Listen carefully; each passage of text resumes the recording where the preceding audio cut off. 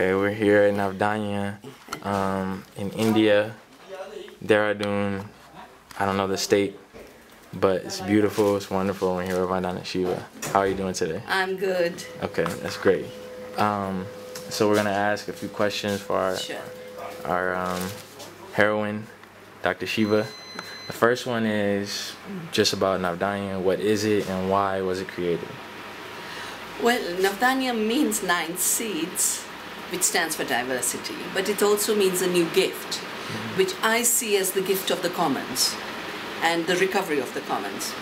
And I started Navdanya in 1987 when, at a conference on biotechnology, which was called Laws of Life, the industry was there, the old chemical industry, which was now mutating itself into the new gene technologies, the life sciences giants. And they were talking about how they needed to have free trade treaties to buy up smaller companies and invest wherever they wanted to. They needed to do genetic engineering in order to have patents on all life on Earth. And because patenting means ownership, it means an intellectual property, it means collecting royalties from farmers. And I realized that their vision was a vision of what I have called bio-imperialism, total control over life on Earth. And since I love life and I love freedom, it was unacceptable to me. I didn't want to wait till they actually started to do it to respond. I knew if we don't start saving the seeds immediately, there won't be much left to save. And so I started traveling the country, meeting farmers I knew, collecting bits of seeds. And so far we built up 55 community seed banks across the country. And this means open source seed. It's open source both because it's open pollinated and it can renew itself, it can be saved and be grown year in and year out. Because industry's intent is to prevent seed from reproducing itself. So farmers are forced to come to the market. And it's also open source because we share it freely, we exchange it, we save it, we reproduce it, we share it, and these different seed banks, community seed banks that Navdanya has started, become sources of places where farmers can get access to seed as a commons. Okay, beautiful, amazing. We are in India, and I heard stories about Sankri, I think it is, up in the mountains, the organic farming up there, and I've seen farming on video all across the world and how people incorporated their culture into agriculture, both organic and sustainable ecological agriculture. So how does, and what role, I should say, does nationality and culture play in organic farming or sustainable agriculture? We are always made to believe that whether it's chemicals or genetic engineering, it's an issue of technology. But technology is merely a partial tool of modification of one part of an entire system. But it creates around it a culture. So chemical farming is a culture of carelessness.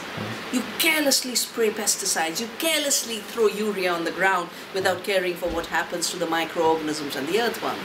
And when in the early days I was having debates with the genetic engineering industry about GMOs, they would say the reason these seeds are very smart is because a farmer doesn't have to think.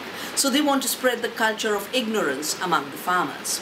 So carelessness and ignorance are a lethal, toxic mixture of doing bad agriculture. The organic farming is a culture of love, of care, of deep knowledge. It is knowledge about how the soil works, about how the plants cooperate with each other, how you have to make sure that pollinators find safe habitat. Part of the legacy of the carelessness of chemical farming is the disappearance of the bees. We can't afford to let the bees disappear. We can't afford to let the earthworms disappear.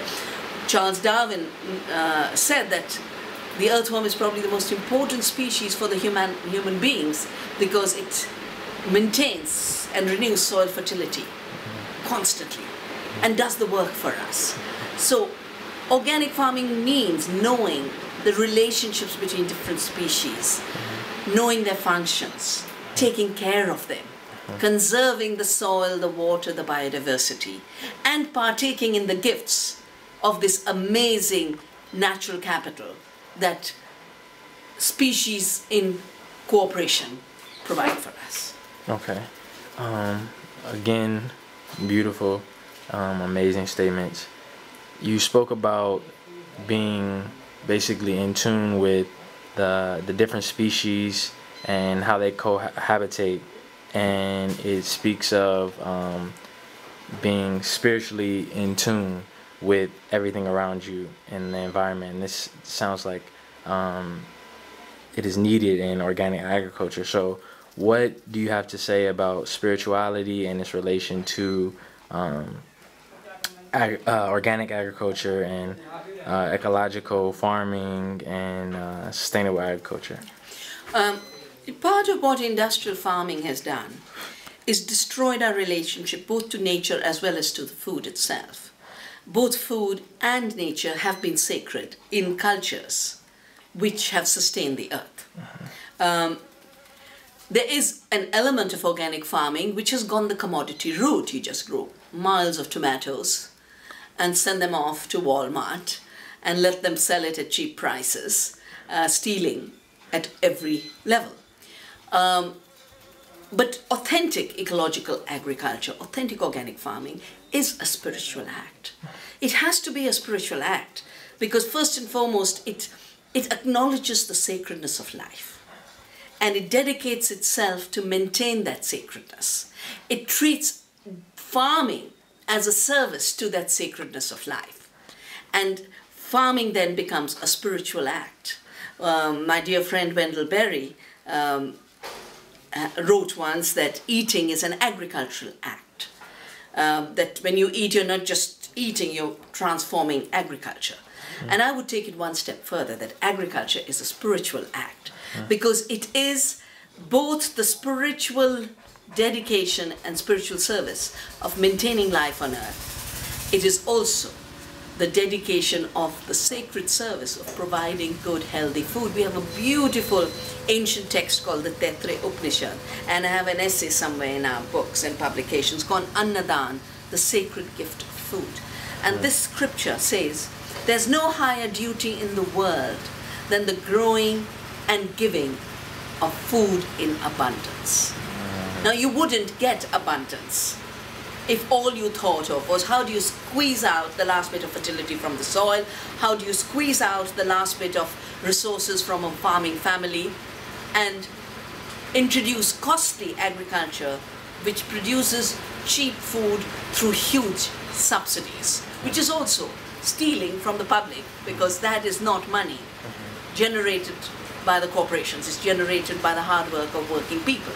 So I don't think we'll be able to reclaim agriculture merely through narrow tinkering with a market calculus, because the market has distorted everything. It lies at every level. It says monocultures that produce less food are productive. It says fossil fuel-based agriculture that uses 10 units of energy to produce 1 unit of food is efficient. It says a high-cost agriculture that is driving farmers in India to suicide and driving farm families around the world to leaving their farms, that is producing cheap food. No, that cost is too heavy. So we can't tinker with this very, very distorted system. We have to have a shift in values. And the shift in values is that food is not a commodity. It is not just produced for profit. Food is life itself. And because it's life itself, bringing the sacred back to the food chain, from how it's produced to how it's processed to how it's distributed and how it's eaten, is vital if humanity has to have a future. Okay. Beautiful. Organic farming, period. You don't have to be an organic farmer to care for organic farming. After all, every one of us has to eat. We have to eat 2 times a day, 3 times a day, depending on how often you eat.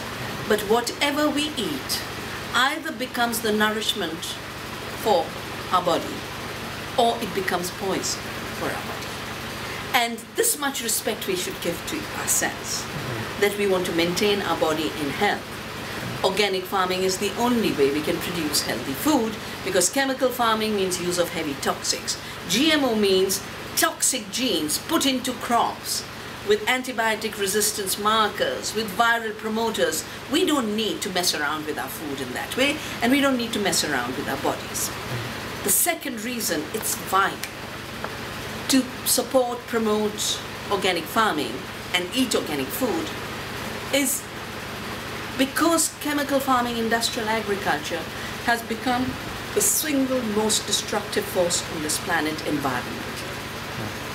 70% of the water is abused for chemical agriculture. It sucks up the water, puts chemicals into it, discharges it into rivers, allows oceans to become dead zones. Those chemicals have destroyed biodiversity, our pollinators, our soil organisms. The soil is being desertified. Our species are disappearing. Biodiversity extinction is at such a high rate, and 75% of the biodiversity of agriculture has been destroyed because of industrial chemical farming. But it doesn't stop there. Soil, living soil, is the real capital from where we get food.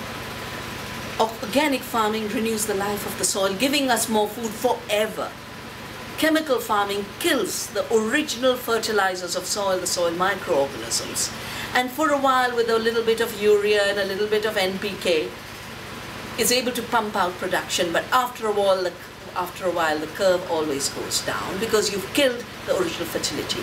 And finally, these chemical fertilizers turn into nitrogen oxide, go into the air, become a greenhouse gas 300 times more deadly than carbon dioxide in changing the atmosphere and the ability of the climate to maintain itself. My book, Soil and Not Oil, works through the details, and I show that 40% of all climate change is taking place because of a bad agriculture that's destroying the earth, destroying the farmer, and destroying our health. If you care for your health, eat organic, support organic. If you care for the environment, eat organic, support organic.